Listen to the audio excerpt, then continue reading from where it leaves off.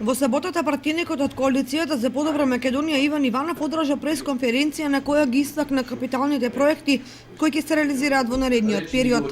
Еден од таквите капитални проекти е изградбата на браната на Оризарска река со придружни објекти и акумулација. Веќе е склучен договор и е во фаза на завршеток пристапниот пат кој е во вредност од 3 милиони евра.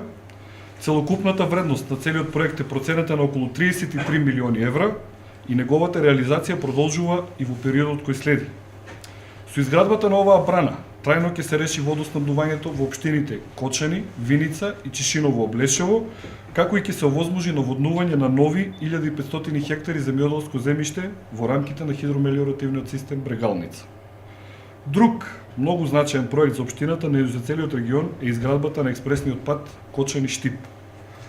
Ова ќе представува едно современо патно решение во должина од 28 км и ширина на патот од 12 метри, со кое граѓаните на општината, но и на целиот регион ќе се поврзат со централниот дел на државата, нешто кое уште повеќе ќе дојде до израз со изградбата на автопатот Миладиновци-Штип.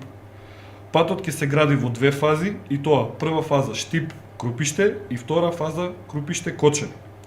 Во декември изминатата година е потпишан договорот за изградба на првата фаза во должина од 14,3 км, а изведувачи ќе бидат фирмите Гранит и Бетон, а работите ќе се очекува да започнат со почетокот на градежната сезона.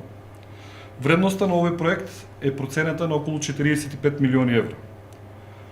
Како и досега, така и во периодот кој следи, пратеничката група на ВМРО-ДПМН ќе даде силна поддршка за вакви и слични проекти, со цел да го исполниме она што сме го ветиле во нашата предизборна програма.